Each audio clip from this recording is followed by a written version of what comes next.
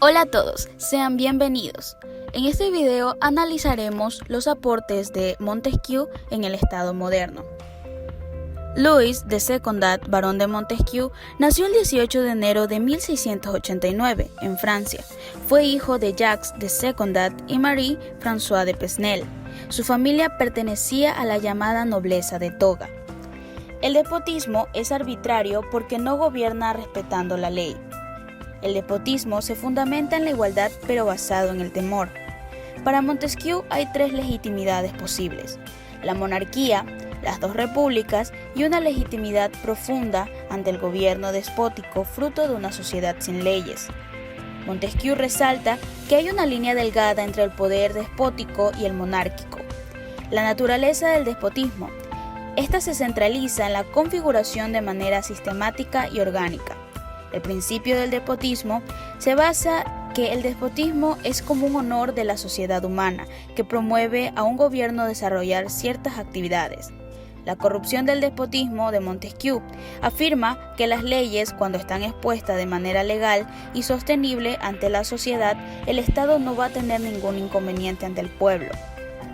Montesquieu es el principal exponente de un modelo metódico y organizado de la separación de poderes, donde demuestra que este es condicionante y fundamental para que pueda ejercerse la libertad política.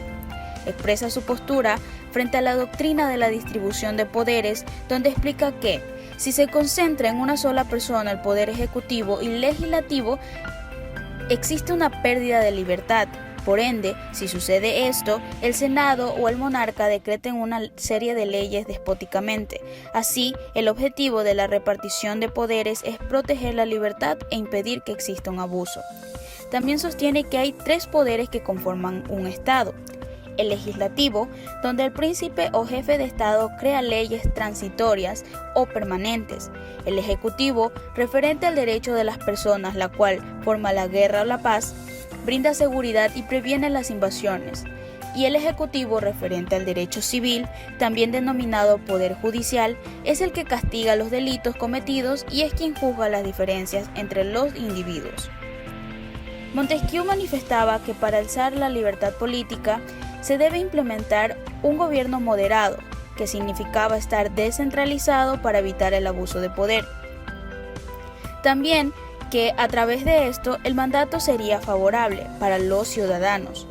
Con respecto a las divisiones, la horizontal se refiere a la persona quien esté gobernando, pero no de forma absolutista.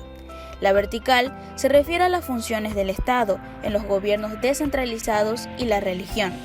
Montesquieu decía que Dios era el creador de las leyes divinas y que era conservador por mantener sus leyes para su reino. Así las personas serían solo obedientes y no legisladores. La libertad como camino hacia el liberalismo moderno. Louis de Secondat, en su más famosa obra El espíritu de las leyes, nos propone desde una perspectiva propia del concepto de libertad, que no es más que el derecho de hacer todo lo que las leyes les permiten. Si un ciudadano puede hacer lo que ellas prohíben, ya no habría libertad, porque los demás tendrían ese mismo poder.